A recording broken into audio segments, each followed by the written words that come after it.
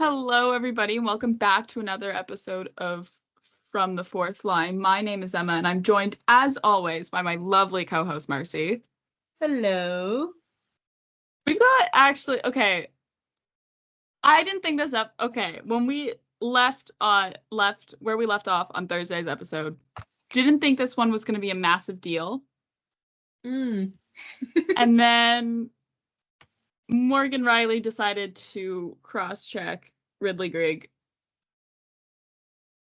after he took a slap shot in the empty net. And we're going to talk about that. We're going to talk about that whole situation, but I don't want that to... I still do want to talk about the game against the Ottawa Senators, because I feel like that we can learn a lot from that game, and we can take a lot away from it in terms of where the Leafs are right now with their season. And then I think we have some other fun stuff to chat about as well. But Jones got the start against the Leafs and Sens, which was a choice. Like, I get why Keefe did it, because you're looking at the Ottawa Senators and you're like, okay, they're 28th in the league. You have played Ilya Samsonov for 6 games in a row.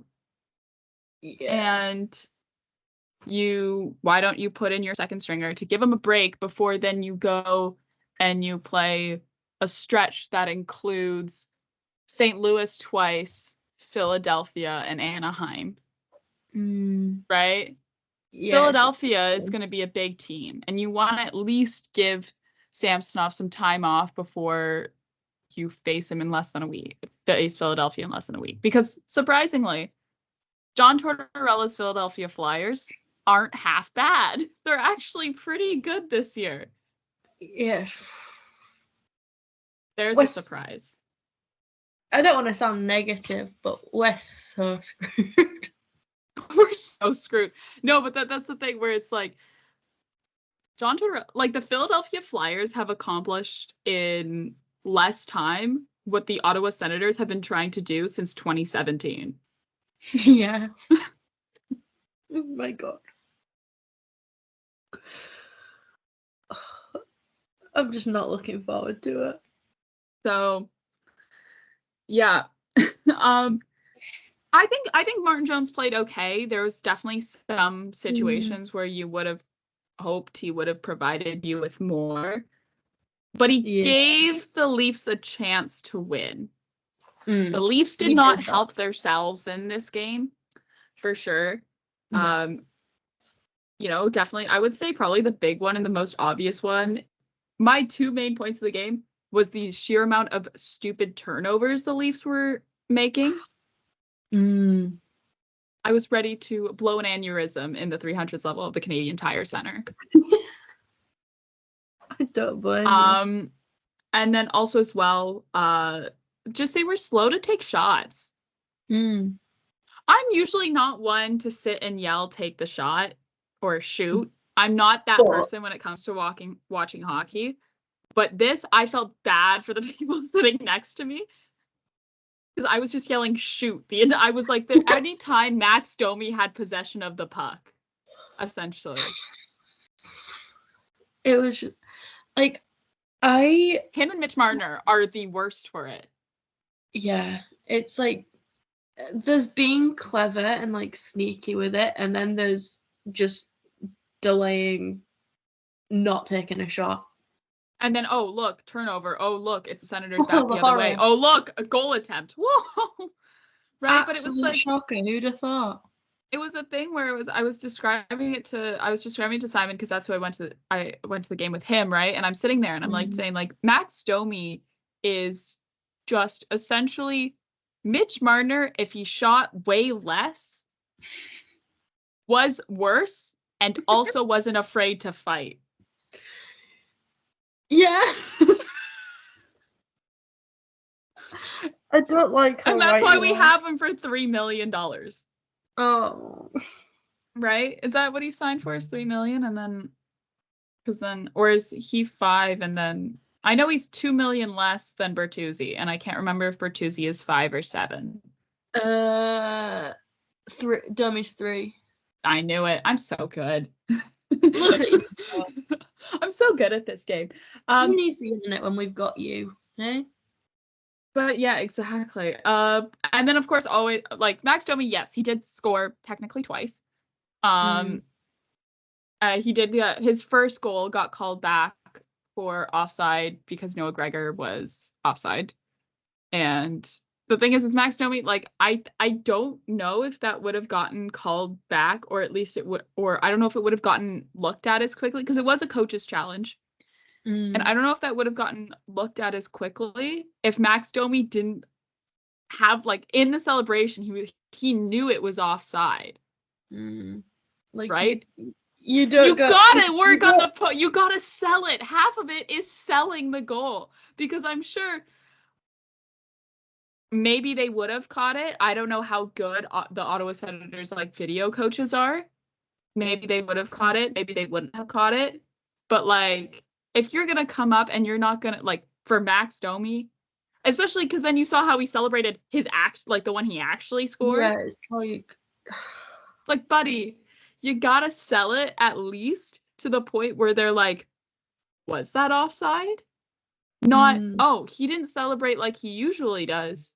Call the offside, especially because the Ottawa Senators too, like, they know Max Domi because Max Domi played for Montreal for a couple of seasons as well, right? So they know him as an opponent.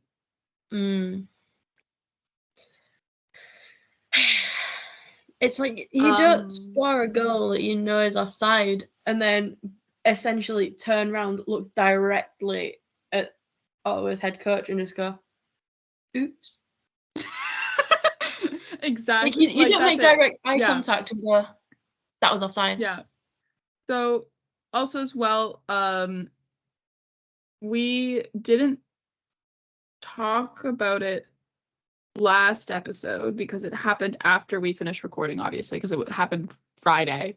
Max Lajoie was called up for that because then it was announced on Saturday that Leafs would play without Giordano due to injury and lower body injury, and then Connor Timmins due to illness. He's still Connor Timmins is still out with illness. Mark Giordano was at practice. We're going to talk about today's practice a little bit more.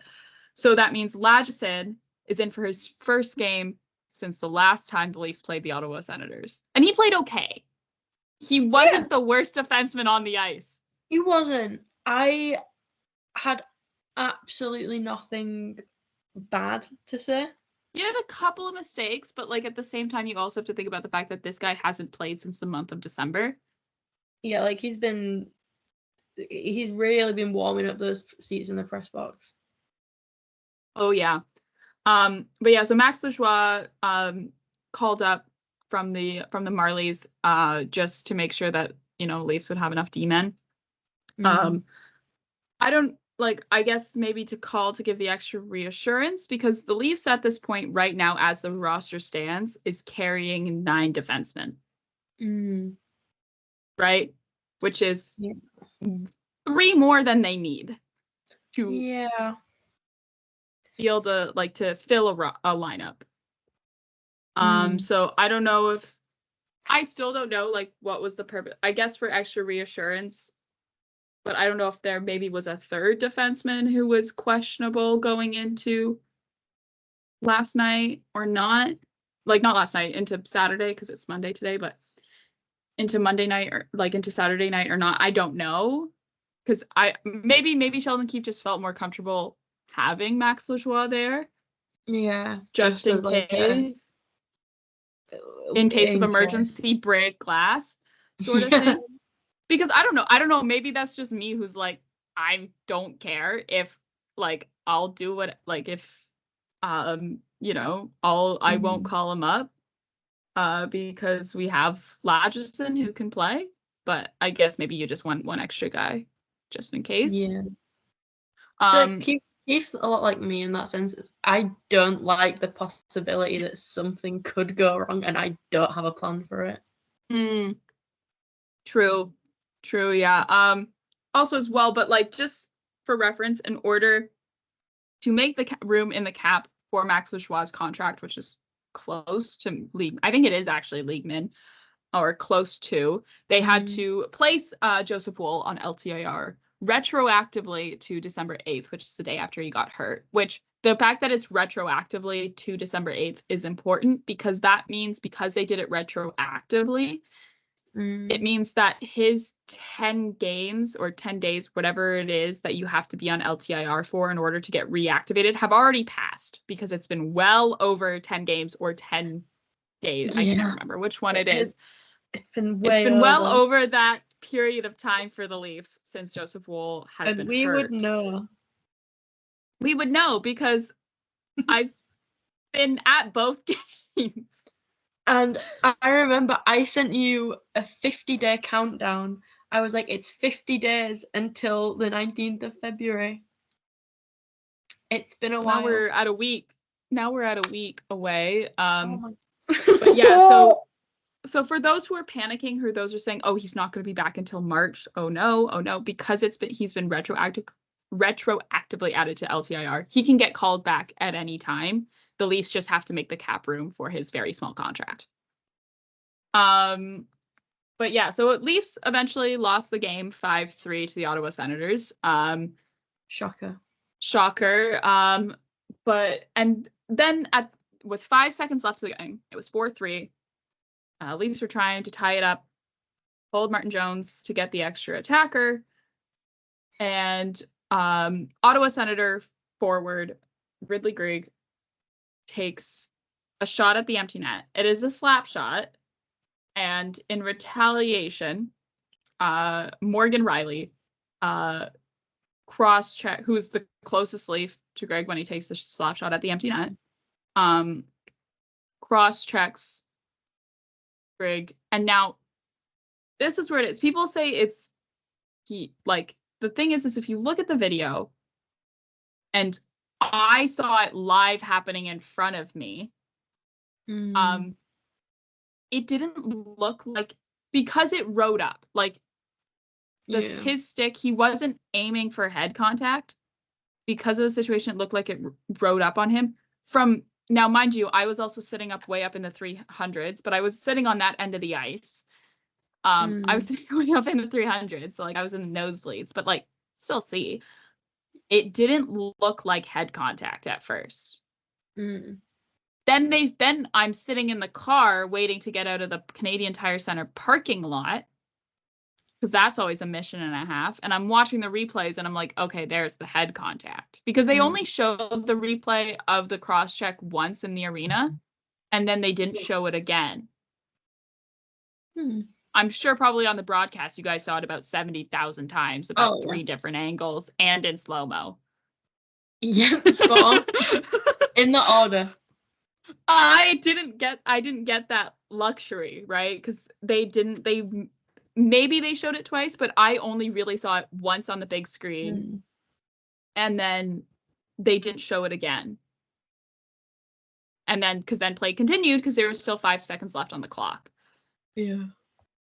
Now, Morgan Rielly has been offered an in-person hearing that will take place tomorrow. Note the Leafs do play tomorrow, meaning that his suspension can be more than 5 games. I also, now this is where I sound like a broken record and where I say that a hockey fan, sports fans in general, people on the internet, need to remember that multiple things can be true at once. Yep. And this is a situation that requires, I don't know if nuance is the right way to go about it, but critical thinking. I need you to remove team biases for a second. Remove team biases and think about this objectively, as in, should Ridley Greig have taken a slap shot at an empty net with 5 seconds left of a game that he was most definitely going to win, because it was 5 seconds left, the score was 4-3, and he had a wide open net with no goalie in it, and he was 5 feet away from the net? Should he have taken a slap shot? No. Because it makes you look like an asshole.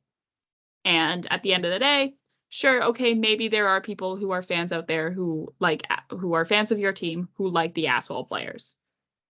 Sure. I'm sure there's some Ottawa Senators fans like that. They have Brady Tkachuk. Yeah, you like the assholes. But you also have to think about the fact that there's fans of 31 other teams in the National Hockey League who probably don't like the asshole players. right? Who are going to take offense. There's also, players on the ice who are going to take offense to you being an asshole. Yeah. Then Morgan Rielly, right? Mr. who, like, 2 weeks ago, we were like, engrave his name on the Lady Bing already, right? That's what we were saying. He was like Lady Bing front runner. He didn't have a penalty until over halfway through the season, right? Like, he played almost 1,000 minutes. Yeah, I think it was 9 minutes off. He was something ridiculously close to hitting 1,000 minutes without a penalty this season. But I'm just saying, because, like, people are characterizing Morgan Rielly as a goon, and I was like, okay, yeah. Noted NHL goon, Morgan Rielly. That's the thing where I'm like, that's where you've lost me. It's like, if you're like, there's people on Twitter who are acting as if Morgan Rielly committed murder at center ice in front of Erik Karlsson and God. Like, I feel like the amount of people I've seen, like, being like fucking send him to prison, and I'm like, he did not drag your nan to center ice and shoot her.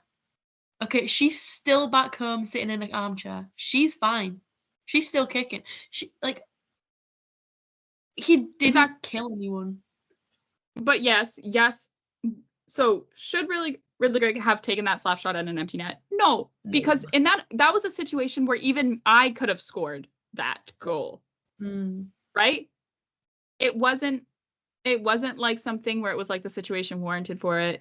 He's halfway down the ice. He took a slap shot to try and, like, get it into the net at the other end. No. He's 5 feet away from the net. He takes 2 more strides and he can essentially just walk it in itself. Yeah. Right? No, he shouldn't have taken a slap shot at the empty net, because that is something where it's like, you have guys who are multiple year veterans of the league who are saying, I've never seen that before in my entire life. Right? Yeah. You have former players on Twitter who are saying, I've never seen that before in my entire life. That was distasteful. Should Morgan Rielly have then, in retaliation, cross-checked Rielly Greg high? I will say, like, I know he probably didn't intend for head contact. I'm giving Morgan Rielly the benefit of the doubt, mostly because it's Morgan Rielly and he has a reputation in this league, which isn't being a goon. Before, there's the people on Twitter who are like, yeah, his reputation of being evil. I was like, sure.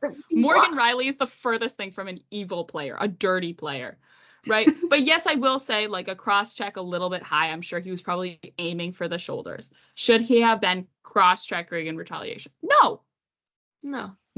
He shouldn't have. He should have tried to keep his emotions in check. Now, I understand, like, it was a very heated game. I think definitely the refs didn't help that situation. There wasn't a penalty called until the second period, I believe. Yeah, right? It was Benoit. It was second period on Benoit, right?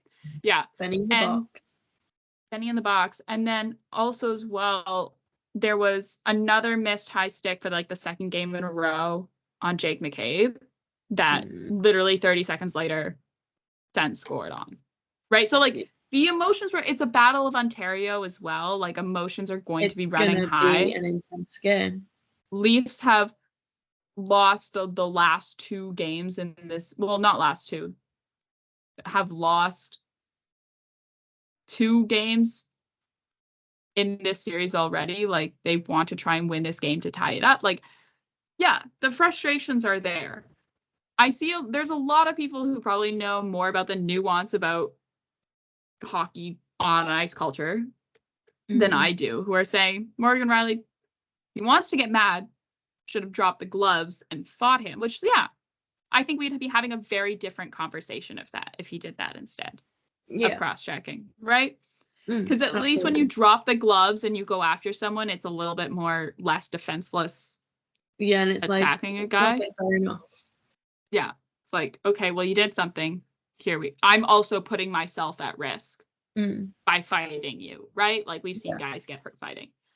But yeah, not to excuse Morgan Rielly's actions, because really he shouldn't have done that at the end of the day, but I also think Morgan Rielly is not a dirty player. I was seeing people call him a dirty player. I was like, have you ever watched Morgan Rielly play hockey a day in your life? Yeah. It's like, come on. Also as well, if you are, I'm going to say this, I tweeted this out, but I'm going to say it again on the podcast. If you are a member of the media, if you are a reporter, if you are a so-called hockey analyst, if you're a former player, if you're anyone who has you feel like you have any sense of authority to comment on this topic, and you misspell Morgan Rielly's name, I'm automatically, whether I would agree with you or not, I'm going to ignore your opinion, because the thing you could have done is you could have made sure that you spelt it correctly. And it's not a thing of like, oh, autocorrect on my phone. Autocorrect doesn't do that if you capitalize the first letter of his name. Yeah. And it's like, it's not hard. It's not hard. He's only been playing in the league for 10 years. Yeah. So he's only been an all-star 2 weeks ago. Yeah, it's like, oh, yeah, you know, people might have only just started to hear about him. He's new. He's new around here. He literally was an all-star this year. Like, come on. It's not hard. It's not hard. And it's like a thing where it's like, it's not just been like people, like, I get it if you're like not a fan of the Leafs and you're a fan and you're like, okay, whatever. I'm like, okay, whatever. But if you're a member of the media, like I've seen multiple reporters in their tweet in which they link an article that they've written have misspelled Morgan Rielly's last name, automatically, I don't even want to read your article. I don't even want to hear what you have to say, because I'm going to think you're wrong. Yeah. No matter, I'm going to be like, no, I don't trust your opinion on the subject, because you can't spell a player's name right. It's like, it's literally your job. Yes, exactly. That's the thing where it's like, if it's a fan, I can excuse it because I'm like, it's not really your job to follow hockey. If you're a reporter, a member of a media, whatever, it's your job to follow the sport. The least you could do is make sure you're spelling the players' names right. Yeah, like, it's not a difficult thing to do. I'm like so worried that I'm going to misspell a player's name, to the point where if I'm typing out Draisaitl, I still Google it first to make sure I'm spelling it right. I'm like, it's Leon Draisaitl, right? Face of, like, one of the faces of the league, you know, Connor McDavid's right-hand man, actually, right? Like, they don't play on a line together, do they? No, they don't. But, like, you know what I mean? Like, it's Leon Draisaitl. I still double check to make sure I'm spelling his name right if I'm going to tweet about him. No, like the other week, I remember I must have been quite tired when I was typing this, but I had to stop and Google Cale Makar because I'd spelt it right, and then I was like, shit, is it with a K? And I was like, no, it's with a C. So I need to go on Google. I was like double checking how to spell Cale Makar. Well, you know what I did? Today I was sending Marcie a DM and I had to look up Travis Konechny. I had to Google Travis Konechny and be like, okay, gotta make sure I'm spelling his name right. The Travis part. That was the last. I was like, is there a K in here? So is there another K in here? That's what I was doing. But like, it's like, that's the thing. It's like, they wear their names on the back of the jerseys. Yeah. It's right there. It's like, I can guarantee when they're writing that tweet, they're looking at a video of his name in front of them. On the back of his jersey. Or they have, because I know too as well, at least members of the media, they will get, like, when they go to a game, will get media packets from the team that'll have information on every player on the ice. Yeah. Like, teams' media relations, like, departments will put those together and then we'll give them to people who sit in the press box. Or you could just Google it if you're not sure. If you're like, is it I before E or is it E before I? Let me do a quick little Google. Oh, it's I before E. literally, like, if we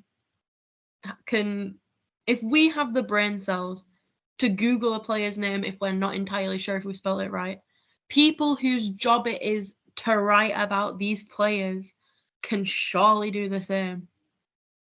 Yeah, and that's the only thing that I have issue with, and because I know it's not just Morgan Rielly that this happens to, and it's like one of those things where it's like it's just journalism ethics, not ethics really, but it's just good journalism at the end of the day. Yeah. Right? Like it's like people are going to trust you more as a journalism if you don't make mistakes in your writing when it comes to spelling and grammatical errors. So if you don't make spelling and grammatical errors of players' names, people are more likely to trust what you have to say about hockey. But yeah, so like I said, because Morgan Rielly is offered an in-person hearing, which by the way, that also was announced like just before Super Bowl kickoff, because of course, right? So in person, so this is the second time that an in-person hearing has been offered this season. The first time it happened, it was the Detroit Red Wings, and it was when Perron cross-checked Artem Zub in the face, if we all remember that game. Again, it's another situation where I can't remember. I know one of the players involved was Matthew Joseph. I can't remember the other one though. Who would have been on that line? It wasn't Hammock. Anyways, I just remember one of them is Joseph. I can't remember who the other one is off the top of my head without looking back at the video. I should have looked back at the video before this, but makes head contact with Dylan Larkin. Dylan Larkin is down on the ice, and of course, David Perron sees his captain, Dylan Larkin, down on the ice, who has a history of neck injuries, right?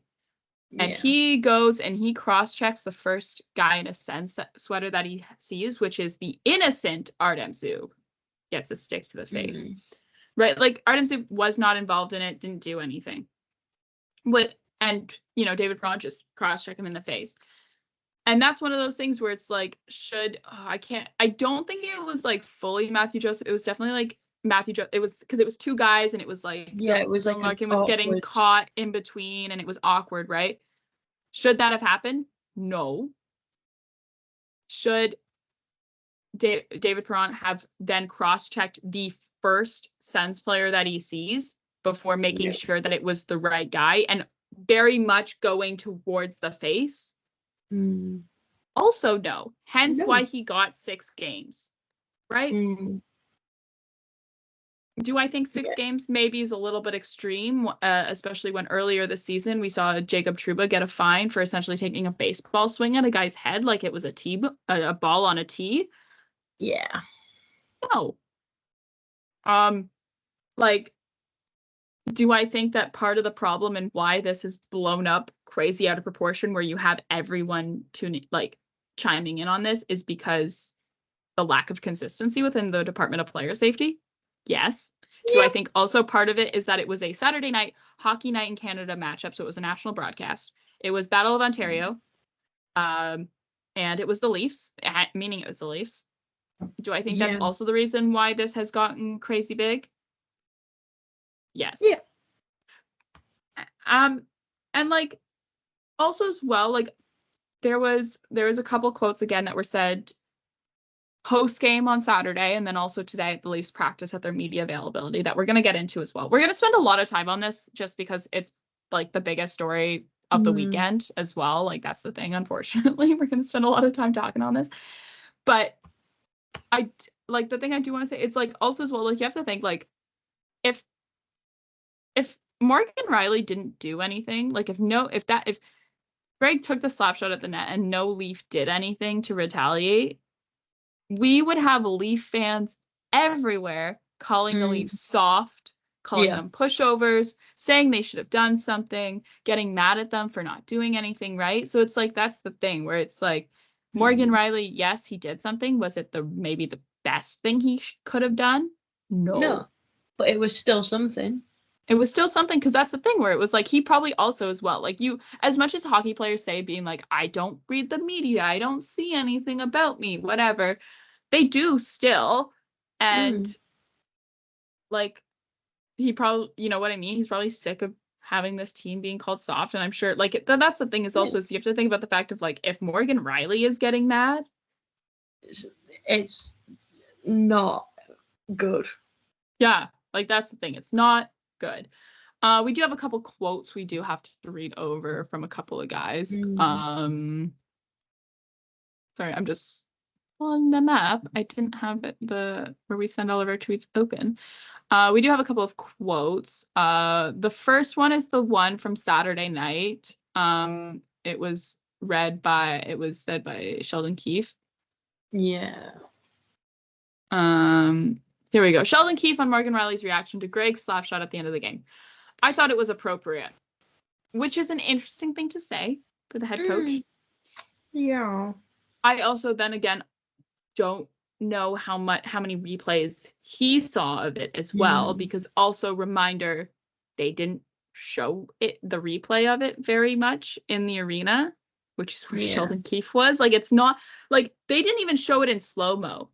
We didn't see it in slow-mo in the arena. We saw it once replay from the first angle, which is like the first, not the weird slow-mo, like from across, right? We saw the like from across, like the one that everyone saw on the broadcast. That's the replay angle we saw. And we didn't see it in slow-mo, right? So you have to think about like how much, you know what I mean? Like you have to think like how much did he see, right? So but so he probably, if he saw, oh, it was just a cross check, he probably would.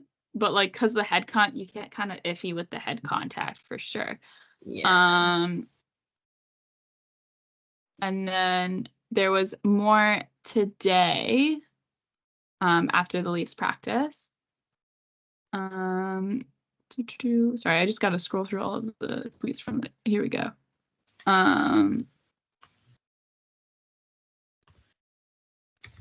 Here we go. This is from Ryan Reeves via Chris Johnson. Ryan Reeves on the Ridley Greig empty net slap shot. If you rewind to when I came into the league, he's probably still laying on the ice. I thought, and this is about Morgan Rielly's response, was appropriate. I don't see how a kid that young thinks it's appropriate to do something like that. Now, you also have to think about the fact that Ryan Reeves is 37 years old and has been in the league for a long time, and is also notoriously a goon/enforcer, whatever terminology you want to use. I do think that like he did say some other quotes that were a little bit I was like raising my eyebrow, but I'm sure you really shouldn't say that, especially in the way that today's day and age goes when it comes to head injuries and how those have been looked at, have been taken care of. This one's from Austin Matthews. It definitely deserved a reaction, but Morgan's not a malicious guy. Honest, which is a take I agree with. Yeah, he put it very simply. Yeah, it deserved a reaction, but Morgan's not a malicious, because he's not, like, No. But also as well, like if you I don't know about like, I'm saying like this is almost like a rhetorical question because this is like not a live show, but like I'm going to ask the questions to you. Say the roles were reversed. Say it's Nicholas Robertson and he, Leafs are up by 1 goal. There's about 5 seconds left on the clock, and he takes a slap shot 5 feet away from the empty net to win 5-3, put the Leafs up by 2 with 5 seconds left in the game. And Brady Tkachuk does the exact same thing. We would still say, hey, Nicky Bobby, don't do that. Yeah, don't take a slap shot at the net. But then you also have to think like all the Sens fans who are like being like, Morgan Rielly, oh my God, it's attempted manslaughter, blah, blah, blah, blah, blah, which is what people are saying. Yeah, it's fucking insane. I was like, okay, first of all, calm down. Yeah. But also at the same time, I'm like, if Brady Tkachuk did the same thing to, I don't know, Matthew Nyes or Nicholas Robertson, who are similar players in terms of where they are in their careers to Greg, if he did that to one of those two guys, Sorry, my husband's been really loud. If he did it to one of those two guys, would Sens fans be just as mad about it? No. They'd probably be being like, oh, look at Brady Tkachuk for, standing up for, having players respect his team. Like, look at him go. Like, that's our captain, blah, blah, blah, blah, blah. Right? Because now I'm like, yes, okay, Brady Tkachuk and Morgan Rielly are two different players. Maybe a better one for me to say would have been like Thomas Chabot. Yeah. I think instead of Brady Tkachuk, because Brady Tkachuk is like just a known annoyance on the ice. But yeah, so like that's where I'm kind of standing, where it's like there's this huge tribalism. I think part of the reason is just because of the fact that it's Leafs and Sens. Like, it's Battle of Ontario. That's a huge rivalry within the league, and it always has been and will always will be. But yeah, so I think just my biggest, like, what I have to say about this is just like what everyone has to remember is that actions have consequences. Yeah. Was the slap shot necessary? No, it happened. What was the consequence? Someone was going to do something about it because it was a dick move. Yeah, exactly. Like, that's the thing where it's like Greg can't like sit there and like act surprised that Morgan Rielly went after him. He has the right to be surprised that that's what he got, but he can't sit there and be like, I'm surprised he came after me. No, you can't. Like, if you're in that situation, like, and if you're in that situation, like, you have to expect it. Like, I'm gonna switch sports to a sport that Marcie doesn't watch, and then make reference to something she has no idea what I'm talking about. But for I think we maybe have a huge I don't know about if we have a huge crossover in listeners of baseball fans, specifically Toronto Blue Jays fans, where take you back to 2015, just like 9 years ago. Holy crap. Yeah. No. Take you back to 2015. We got, picture this. It is the Leafs, not the Leafs. It's the Toronto Blue Jays' first time in the playoffs since 1993 when they won the World Series. It is the ALDS. The winner, a game 5. Series is tied. Winner takes all sort of game against the Toronto Blue Jays and the Texas Rangers. It is in Toronto. Setting the scene. 7th inning, top of the 7th. There is an error on the play and a throwback to home plate by Russell Martin that brings in a run for the Texas Rangers to put them in the lead. Chaos breaks out. People are throwing beer cans onto the field. They have to calm everyone down. It gets crazy. By the way, this inning lasts 30 minutes. You can go watch the entirety of the 7th inning of this game on YouTube. MLB posted the entire inning. It's like over 30 minutes long. Oh my God. For those who don't know. But then bottom of the inning, there is 3 errors made by the Texas Rangers to load the bases. Actually, no, not 3 errors, but there's 2 errors made to load the bases. There's run gets brought in. There's 2 runners on base.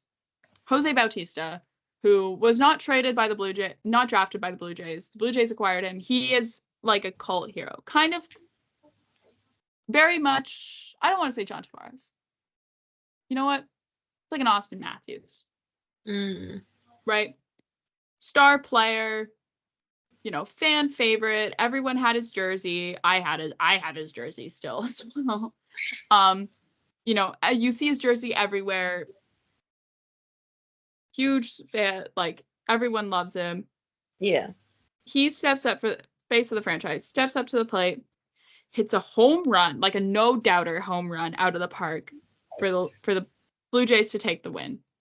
In his reaction to him winning this huge monumental home run for this team, that has not had even a sniff of the playoffs since they last won a World Series over 20 years prior, he throws his bat. And that bat flip sort of was the cog in the wheel to change the culture surrounding unwritten rules in baseball, because for the longest time, baseball was America's pastime. There's all these unwritten rules about respect.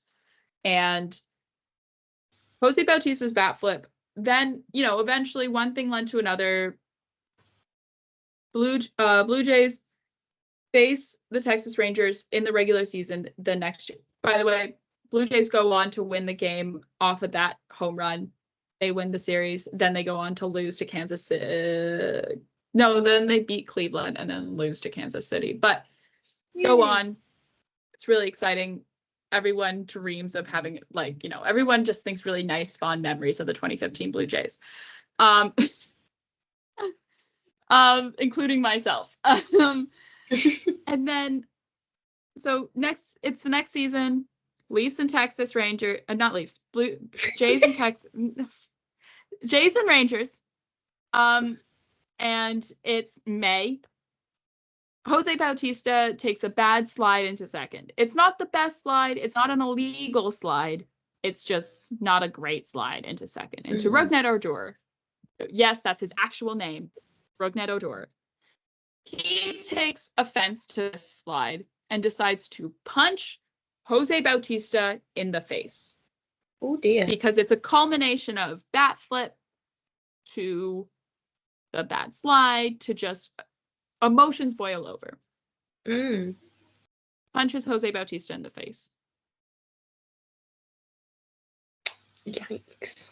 Now, and why I told this nice long story about a sport that Marcie does not understand. And it's Excuse me, I play softball. True. I think about I play for the third best university softball team in the country. Oh my god. Do not doubt me.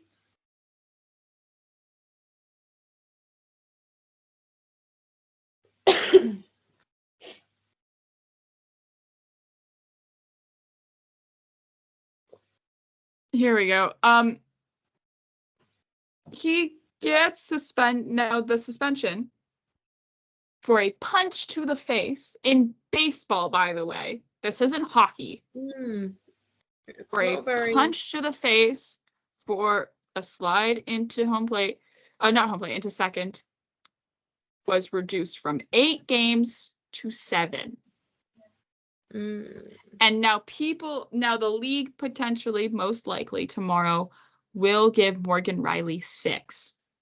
Yeah. For a cross check that similar situations where it was not intended to be head contact, but then rode up to be head contact based on just positioning by the other player,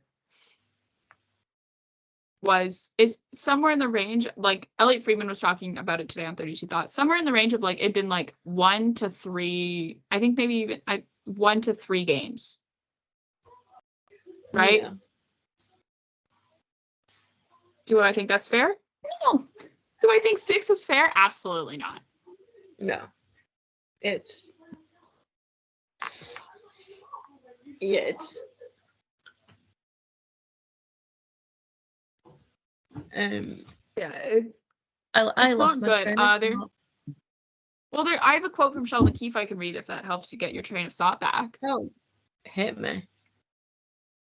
This is via Joshua Cloak. Sheldon Keefe on his reaction to Morgan Rielly getting an in-person hearing. There's history also of events that happen in Toronto with the Leafs that get more attention and more hype that tend to lead to something such as this. To that end, not surprised. Because I was seeing a lot of people who are saying, like, if this happened in any other market, it would slide under the radar. It would be 1 or 2 games and you'd be like, oh, that sucks. Whatever. It's the Leafs. Like, unfortunately, that's the thing. Like, people are like, the league revolves around the Leafs. Well, the league seems to revolve around the Leafs because you allow it to. Because you're like, anytime the Leafs do anything, you're like, oh my god, the Leafs, even if you're not a Leafs fan. Yeah, right? It's like, everything comes back to the Leafs. Yeah. And also as well, like, I think anytime a situation stirs up more discussion, I guess we can call it discourse, maybe as well as another way we could call it, on social media, Department of Player Safety and George Peros feels they have a need to come down harder on the player than is necessary. I don't know if you have this feeling as well, where it's like, yeah. there will be suspensions and stuff I will see the notification from I will see the tweet from the Department of Player Safety before I've seen a clip of what they're actually getting suspended for or a fined or whatever, right? Like, that's the thing where it's like, for this, I'm sure everyone has seen that clip about 7,000 times of Morgan Rielly cross-checking a guy, right? And I think also as well, like, the subtext in what Sheldon Keefe was saying, he was definitely referring to the Jason Spezza suspension, where it's Jason Spezza who at the time had played over 1,000 games without a suspension or a fine, gets suspended 6 games for what was it? Also a cross-check to the head, or was it? It was definitely head contact. Jason Spezza suspension. Again, should have these pulled up. 6 games for it was for a hit on Neil Pionk a couple seasons ago. Here we go. NHL.com. That 6-game suspension got reduced 4 games. It got reduced to 4 by Gary Bettman. Oh, here we go. It was for kneeing. Is what it was. For a knee-to-knee hit. There we go. Knee-to-knee hit. So not totally comparable, because it's not at all the same thing that they're, that Morgan Rielly would get suspended for. But, like, at the same time, like, I'm sitting here like, come on. It's just like, it's just a bit shit for everyone involved. Yeah. And I think at the end of the day it is. And like, I think, because I was having a lovely little scroll on Twitter. Which, by the way, I don't know if you were on, I don't know if anyone was on Twitter Saturday night after the game. And even it spilled into Sunday morning. It was rough. Yeah. Like, I woke up It was Sunday. like a hellscape out there. Yeah, I woke up Sunday. It was still going on Sunday. Yeah, I woke up. Your morning scroll through Twitter. Sunday, Yeah, I was like, as you what's going on? Your breakfast. And everyone's still absolutely raging about it.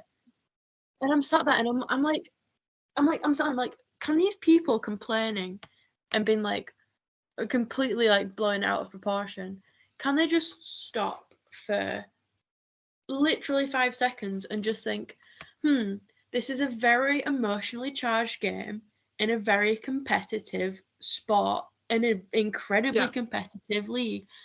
Of course, people are gonna get emotional, and of course they're gonna, make irrational decisions, because it's like, at the weekend, I played a game, and I was not happy, and it was like it was a game that didn't even matter, like. Yeah, what? It's like a rec league field hockey game, right? Yeah, like, we would have got nothing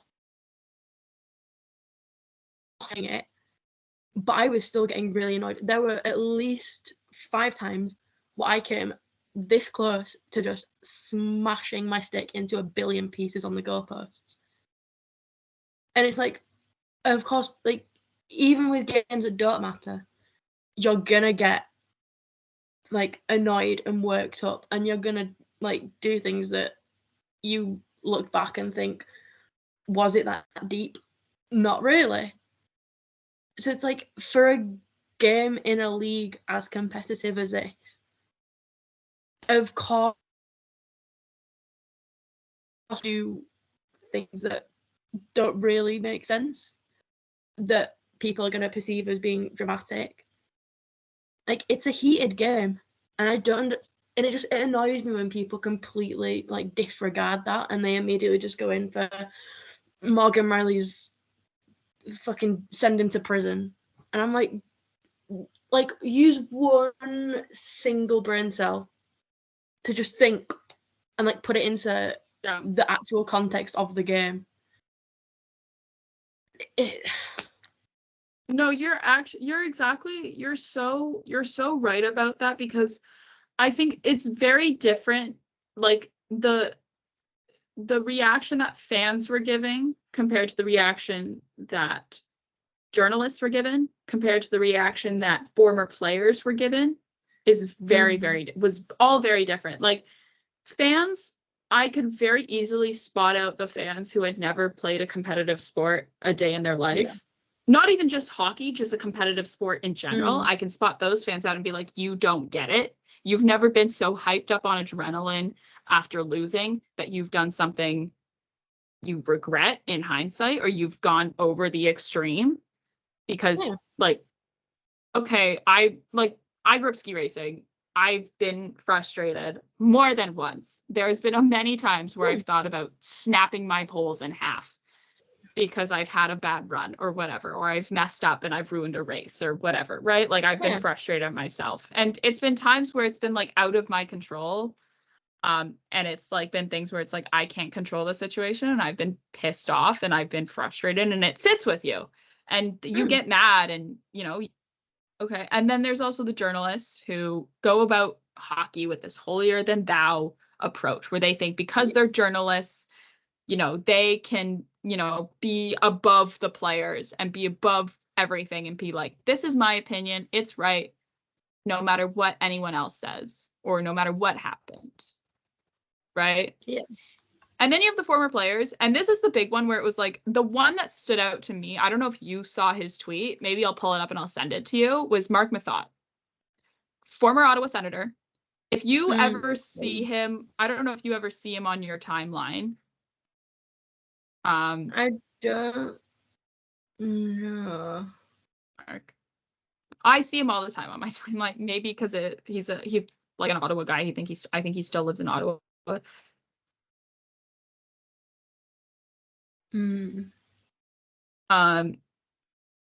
He usually is very, very anti-Leafs. He's very, very pro Ottawa Senators because that's the team he used to play for in the league, obviously. Yeah.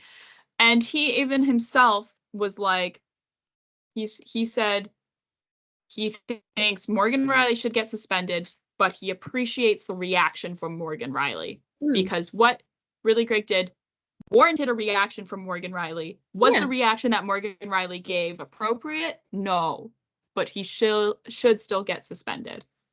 And then he finished off the tweet with, this could be the little spark in the Battle of Ontario needed, just my opinion. Which is true. Like, I think for sure, like, part of the reason, and I think I was saying this, like, in the replies with someone, like, Saturday late night or something, where it was like, the Leafs just need to hate teams as much as other teams hate them. Right? Yeah. Like, the Leafs, I don't know what it is. I don't want to call them, like, Mr. Nice Guys or whatever. They just don't hate teams anymore. No. Like they're just... Like, they go into games being like, oh, yeah, this team hates us. Okay, cool. And it's like... And it's every team, because every team hates the Leafs. And it's like, I was sat there and, like, I was thinking about, like, after it all happened. And I was just like, you know what? Was Morgan Rielly's reaction appropriate to the bigger picture? No, but you know what? At least he cared enough to actually do something about it, because no one else did. I can guarantee if it wasn't Morgan Rielly who was the closest player, nothing would have happened. Nothing would have happened. Like, you have to look at the guys. Like, heads down. Whatever. Gone into the dressing room, been like, all right, boys, let's buckle in for a whatever hour-long flight back to Toronto. I don't know if they fly into Toronto or if they bus in or if they take the train or whatever. I still find it hilarious. There's this one story that got told on Spit and Chicklets by by Jack Eichel.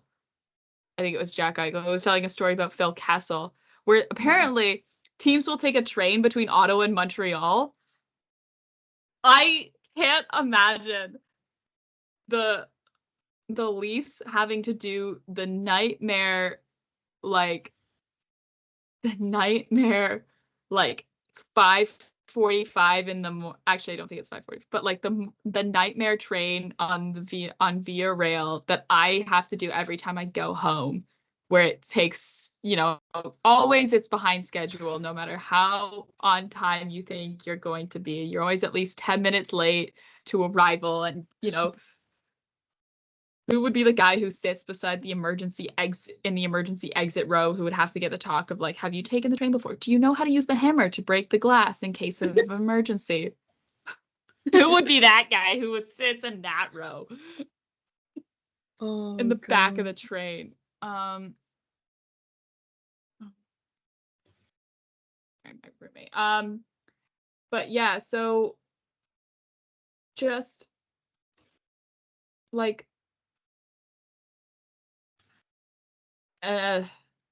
anyways,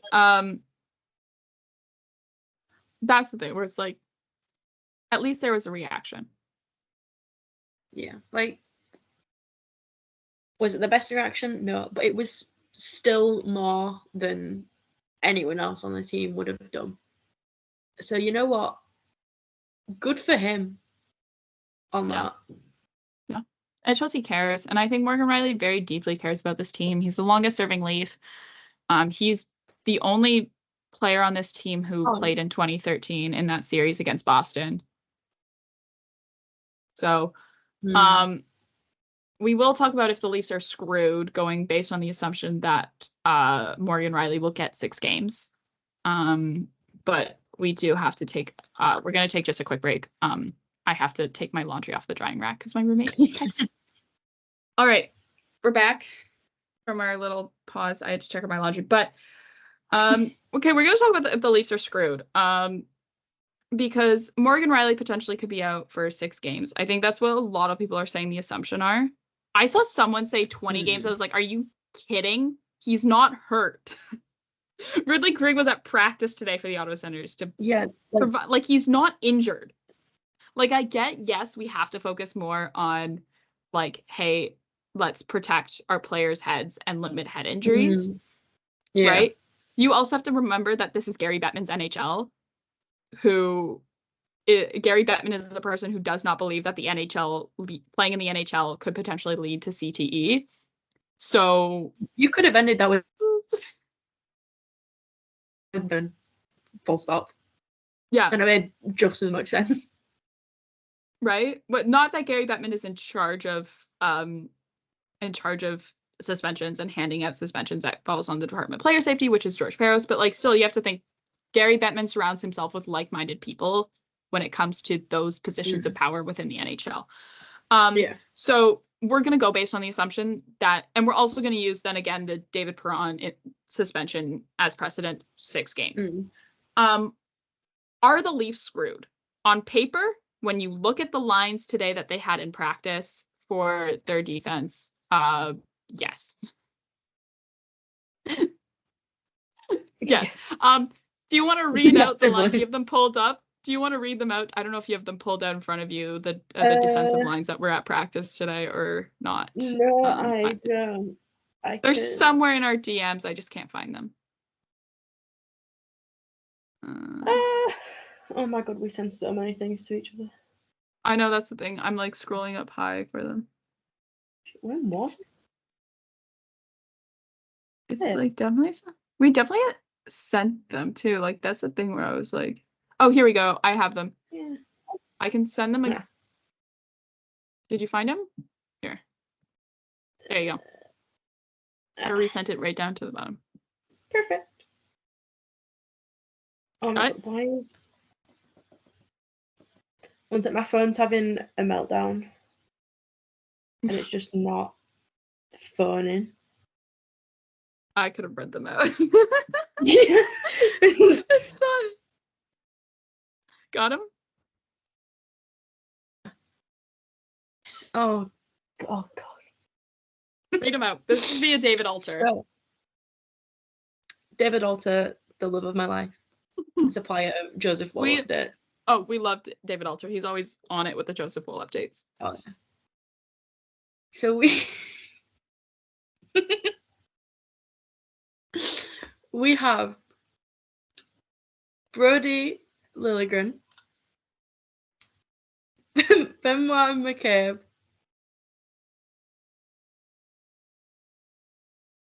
and Legislature. Yeah, so both Mark Giordano and David Camp for back at practice today. But yeah, so yeah, so both Mark Giordano and David Camp were back at practice today as well. And then also so was Joseph Woll. We'll talk about that a little bit later. We'll talk about Joseph Woll a little bit later. But yeah, but this made me remember the last time the Leafs were without Morgan Rielly for a considerable amount of time in the season, which is when he got hurt last season, and our entire decor was resting on the shoulders of Mark Giordano in a dream and some duct tape. So last season, Morgan Rielly missed 15 games due to injury. The Leafs in that stretch went 12-2-1. They lost 3 times. One of them was in overtime. Now, and they were also like Eric Shelgren was playing a couple of games in net for them. Matt Murray was a couple games in net for them. Samsonov, I think also like that was the point where like it overlapped where Samsonov, I think, was a hurt for a little bit or like was missing a couple of games. The defense as well in that span, I took a look through and I went through a couple of the lines and stuff for those games. The defenseman that we were playing was Mark Giordano, Justin Hall, Mac Hollowell. Remember Cheddar? Mac Hollowell. No, Timothy Lilligren. Made me so sad. I miss him. I was devastated. Done. Timothy Lilligren, Rasmus Sandin, Victor Mete, and Jordy Ben. Those were the defensemen that we had at the time, and the Leafs still went 12-2-1 for 15 games.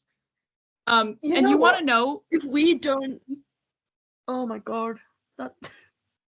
You want to know who the most popular top pairing was? Because I went through. Shout out to David Alter, because I was just using his when he tweets out the lines for the games and stuff. That's what I was using to check the lines. The top pair for a majority of those games was Mark Giordano and Justin Hall.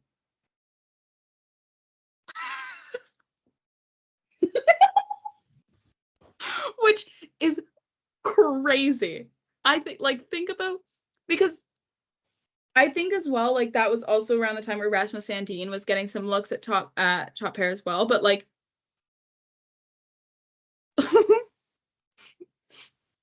this also overlapped where like Sheldon Keefe was trying Dennis Malgin as like his like second line left winger, because that second line left winger was a massive hole on the Leafs lineup last year, where it was like, who are we gonna play there? I don't know. Why don't we throw Dennis Malgin in, who I'm pretty sure is he playing in Europe this year? I think he is. Yes. Yeah, currently for Switzerland. Hockey DB. Actually, yeah, he's playing for Zurich this season in Swiss A League. Viking. But yeah, so like that's the sort of crazy, like that's the thing where it's like, yeah, like Leafs. So do I think that the Leafs are totally royally screwed without Morgan Rielly? Potentially, because he is their best performing defenseman this season. He also was their best performing defenseman last year. And there was a time where like, also note whose name I did not say.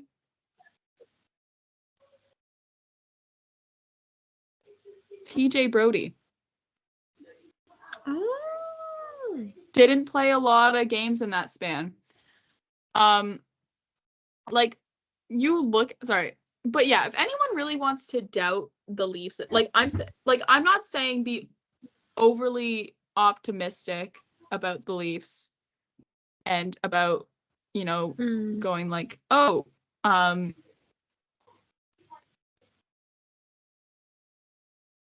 like, oh, let's, whatever. They're not going to do anything. Like, you know what I mean? Like, I'm not expecting them to go 6-0 in the next 6 games or whatever the suspension is, right? Like, you do have to look at this objectively. But also as well, like, I don't think we like people are going into this being like, they're going to lose the next 6 games in a row. I don't think that's going to happen. You have to look at their opponents that they have coming up next for the next 6 games. It is St. Louis, Philadelphia, Anaheim, all at home. Then they go on the road to play St. Louis. And then it is Arizona, Vegas. Those are their next 6 games. I think people also have to consider the fact that it is very, very likely that Joseph Woll will be back at some point during in those 6 games, yeah. So you have to consider the fact that we'll be back and the impact that that's going to have. Yeah, that's definitely going to be a boost to your goaltending over Martin Jones. Maybe not Samsonov. Again, like, we don't know what who the Joseph Woll we're going to get back is going to be, but yeah, for sure. Like, even having him back is going to boost the confidence that they have in the goaltending, where that means that they can just go out and play foldable. Yeah. Oh shit, we have to try really hard because our starting goalie earlier this season is not here. Yeah. Also, as well, like, you also have to think about like how the Leafs have responded to suspensions in the past. Like, think about how they played when they lost Michael Bunting, right? To suspension in the playoffs. Think about how they played when Austin Matthews. Actually, I actually don't know if the Leafs won the 2 games that Austin Matthews missed due to suspension. I don't know. That was like a couple of seasons ago. I just have to like match them. 2 games, March 2022. Okay. Sorry, I'm just gonna pull them up and then.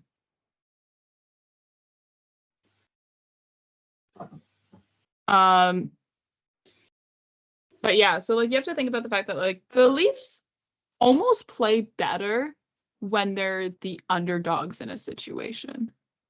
Yeah. Definitely. Which is like not the best in thing. Games that they should win. Oh yeah, absolutely in games that they should win. Also as well,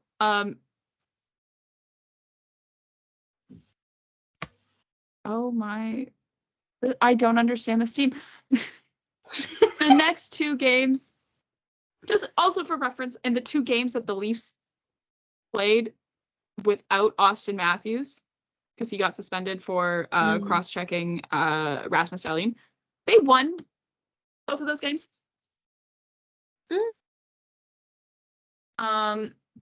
Yeah, in which, oh my god, this oh god.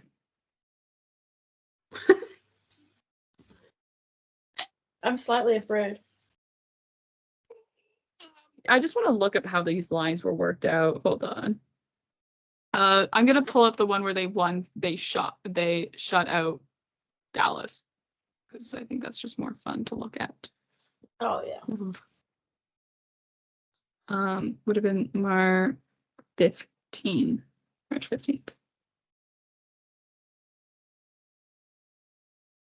There we go. Okay. The Leafs lines during the first game that Austin Matthews got suspended in 2020. I just want to show you just like how crazy this team is, and the fact where it's like when a key player on their team gets suspended, they find a way to win, because why not? Even though they've been losing before that, because like why not? Yeah. This was their lines against the Dallas Stars in a game that they won 4-0. And now, before you say, weren't the Dallas Stars bad that season? They, at this point in the season, in March, they were a 32-win team.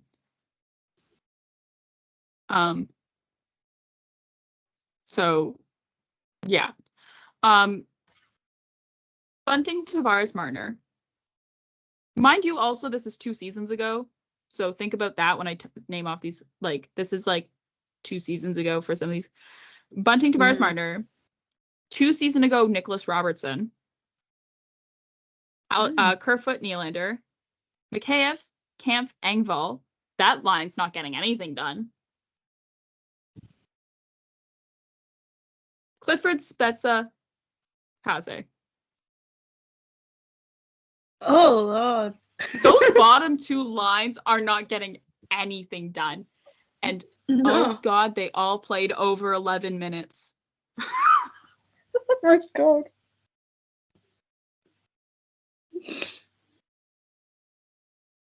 What was happening over Jason there? Spezza had the least amount of ice time for the Leafs that game with 11 minutes and 5 seconds. Like I said, the Leafs, you could say all you want about the Leafs are going to lose because they don't have Morgan Rielly. He's their best defenseman, blah, blah, blah, blah, blah. Look at this. And here's proof that, yes, they can win games. Yeah. Because also, you want to know who was in net that game? Oh, God. Eric motherfucking Shellgren.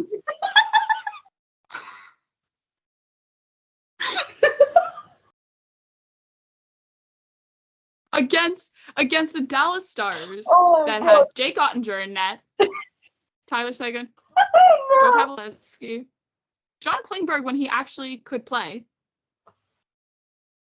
Rupert Hintz, Oh, this team. Jamie Benn, Jason Robertson. Did I say Jason Robertson? Well, yeah. So when I like, don't like let the like if you spend your life trying to understand how this team works, how the Toronto Maple Leafs operate, and you try and say that they are predictable in the ways that surprise you. Yeah. Gee. I'm still trying to wrap my head around those lines.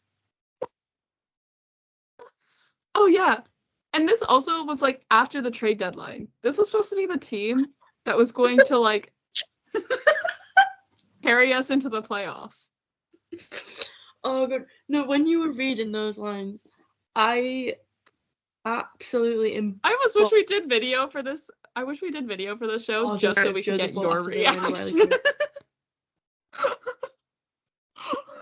The Ryan O'Reilly trade that happened while I was on vacation. I'm just like, I've experienced so many emotions in the last 3 minutes. Yeah, what did happen to our lines?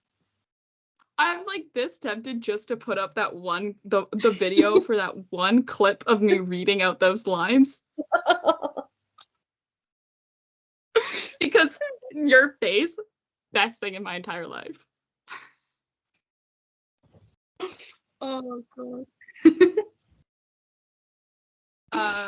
But yeah, so like we could sit here and we could predict how the Leafs are going to play without Morgan Rielly all we want, but also at the same time, like odds are they will drop the game against St. Louis because it's going to be at home. Kasperi Kapanen's going to score a goal because why not? They're going to win against Philadelphia. They're going to have a way too close for comfort game against Anaheim. Lose. No, sorry, but they're going to win against Anaheim. Win against St. Louis because that's the game Joseph Woll is going to be back. We're manifesting here. Yes. Lose to Arizona where we get a Travis Dermott and Alexander Kerfoot revenge goals. Or they're going to, or it's going to be a Travis Dermott assist on an Alexander Kerfoot goal. Or it's going to go to a shootout and Kerfoot's going to score the shootout winner. I can keep going about how this could go. Alternatively, we get a Travis on Alex Kerfoot's 3rd goal of the night. And then they're going to win against Vegas, and then Morgan Rielly's going to come back, and then they're going to drop the game at Colorado. Yeah. Yeah. Sounds about right. And then win at home against Vegas and Arizona, and that's how they're going to end their month of February. Going into the trade deadline, which is like a week later. I can sit here and honestly, that's the thing. Do I think the Leafs are going to make moves? I'm very adamant in saying that I don't like if the Leafs are going to make moves at the deadline, it is going to be for rostered players. I would be shocked if we see Brad Treliving trade either a prospect or trade a pick away. Yeah. If he does it for a rental, I will walk my ass down to Scotiabank Arena, find his office, and kick the door down. I win. No, in fact, I won't swim over. I will pay for flights over. And I will sit that man down and I will have words. So, but yeah, so like we were saying though, Joseph Woll was also participated in practice today as a main goalie, so that means he participated in the majority of the practice to replace Martin Jones. This was I don't know how much truth this holds, but this was a Lance Hornby tweet where he said Joseph Woll could be expected to return to play in a game on February 19th, which if you are a long time, if you're a listener, if you've listened to any of the past 4 episodes of the show, we've mentioned this date. At St. Louis, his hometown. So it'd be his hometown game, would be his first game back from injury or sooner. Please. We are manifesting this so hard. But that's the thing, if Joseph Woll comes back, and you have him going into that Arizona Vegas road trip, I get it's a little bit more of a Arizona Vegas road trip because you do get St. Louis and Colorado on either end of those games, but the big thing about it is going to be that it's Arizona and Vegas. That's going to be the killer for these guys. But if you do get Joseph Woll for that, and you have the ability to then use him in a back-to-back scenario, which the Leafs do have a back-to-back in 2 weeks when they're, in Arizona and Vegas, that's huge. Because we saw how Martin Jones was, and Martin Jones, okay, night in, night out is not going to be the guy who can win you games. He can give you a chance, and he can win you a game on a good night, because we saw that in California. But then, you think, okay, but Joseph Woll, and we saw this really early in the season from him as well, he can be the guy to win you games. Yeah. And so, and I think now, same with how we've been seeing Samsonov when he's come back. So I do think that getting Joseph Woll back for that game in St. Louis is the best case scenario. Now, does it mean that then we're going to have to look at how the Leafs are there?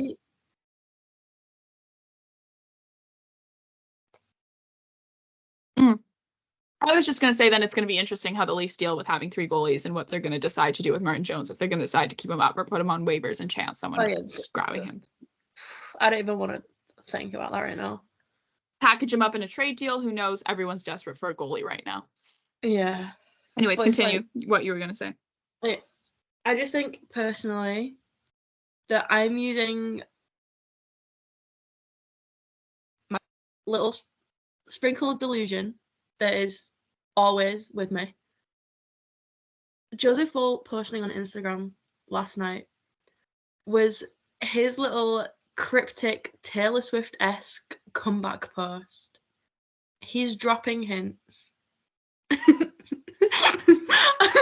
I'm actually delusional. This is his. He was like, yeah, I'm coming back. I'm coming back. You're gonna see me soon.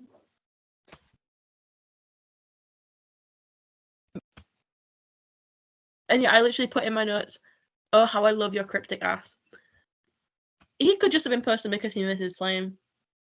But still, I'm making an active choice to be delusional. I think, honestly, if we were to have a catchphrase for this show, it would probably be delusional. That's the motto here. Yeah. From the 4th line is be delusional, because if you are delusional enough, your 4th line players can be the guys that make or break games.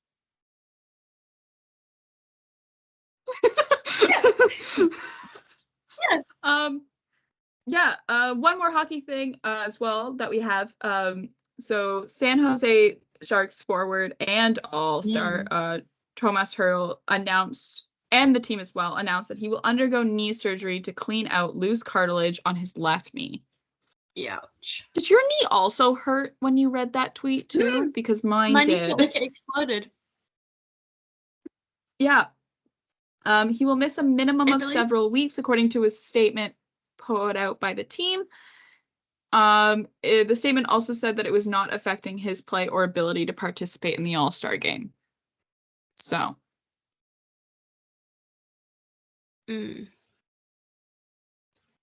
Interesting. Yeah. So unfortunate. I mean, he, considering he was an All-Star for the Sharks, it does mean that he was playing well for them.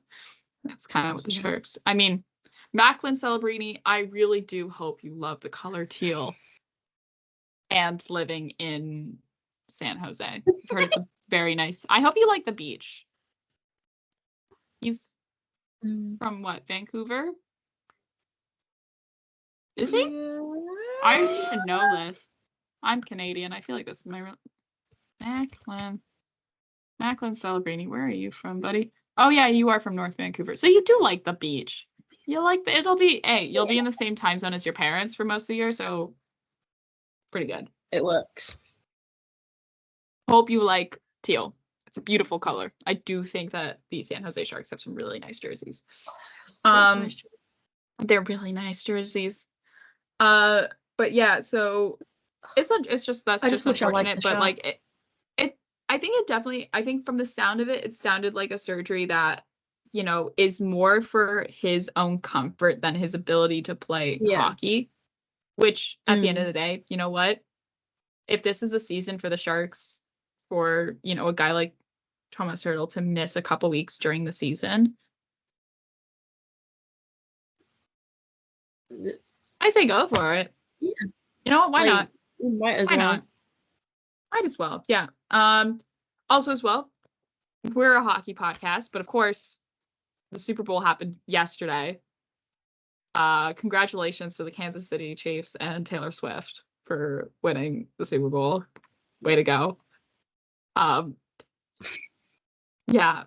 It was a very exciting game. I got way too invested in it considering I did not care and I do not watch football on a regular basis. That is the one game a year that I will watch of NFL football. I can't say football, I can't say that's the one game a year that I do watch because it's not. I watch at least one other one, which is my university's homecoming game because I'm very competitive. But yeah, the reason why we're pointing it out, though, besides just talking about how the Leafs really should call up Usher because they're going to need more defense if Morgan Rielly gets suspended for 6 games. And he was on rollerblades actually quite well during his halftime performance.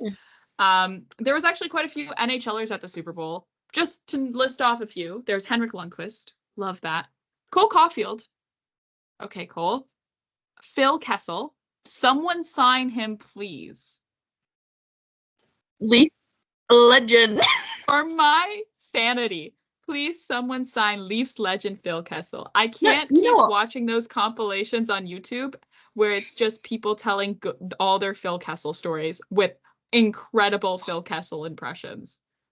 I have anyone who's ever played on a team with Phil Kessel, I think, has a really great Phil Kessel impression. Jack Eichel's underratedly good. Spot on. I have 3 words. Russell. Bring him home. Yeah, but Jack Eichel also was at the game, which makes sense. Game was in Vegas. Plays for the Vegas Golden Knights. But yeah, those are the ones we spotted who were at the game. I think that was cool. Anyways, enjoying some good old football. It was really funny. Cole Caulfield. I don't know if he did it on purpose or not, but noted Swiftie Cole Caulfield. His seats were directly underneath the box that Jason Kelce, ergo Taylor Swift, were in, which I think is so funny. absolutely insufferable, and I love him for it. He is me. Yeah, no, I would do the same. I had to hold myself back from taking my phone when I was at the Leafs game and using my camera to zoom in on the press box because I could see it from my seats to see if I could spot Joseph Woll there.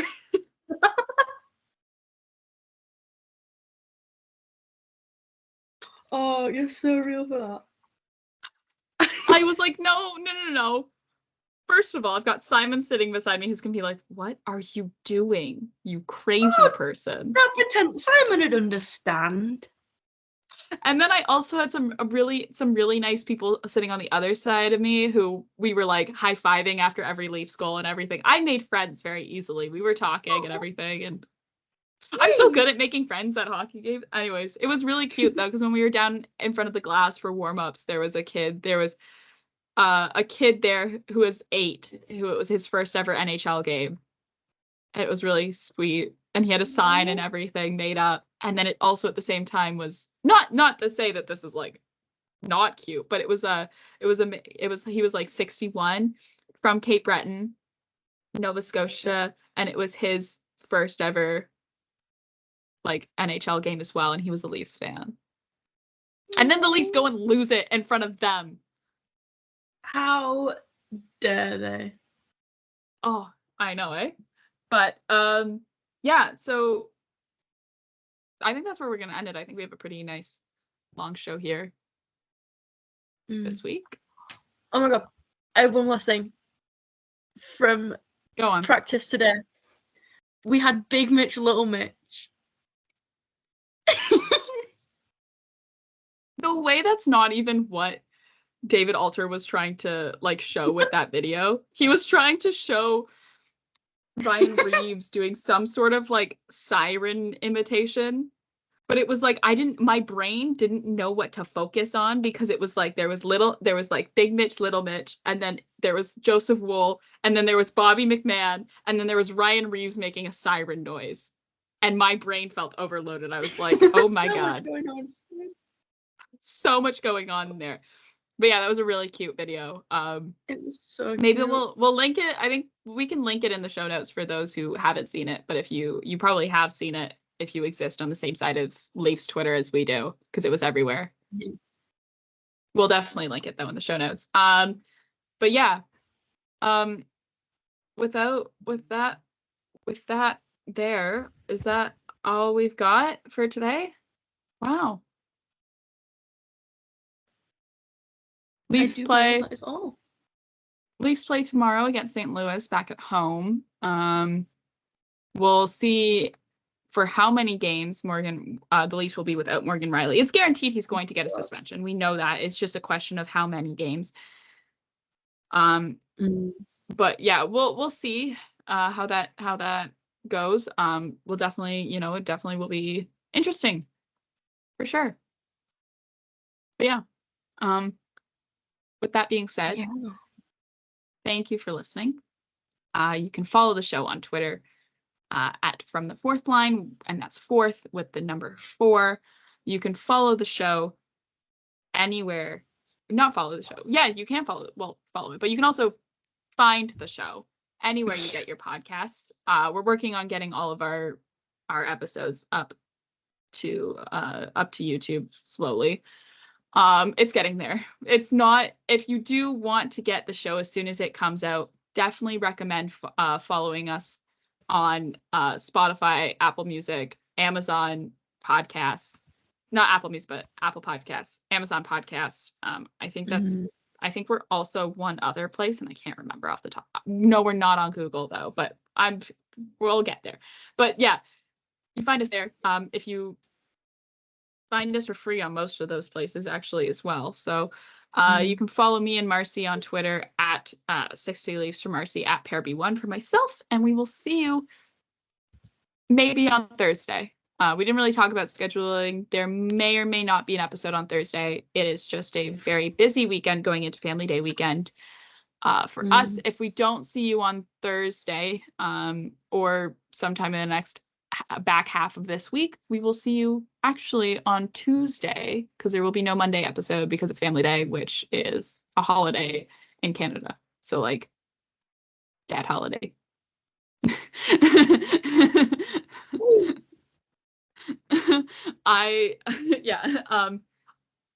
So but we will see you at some point someday. At some point in the next week. Yeah. Actually over a week if we don't get an episode out before next Tuesday. But again, thank you so much for listening. And that is all. Bye. Bye-bye.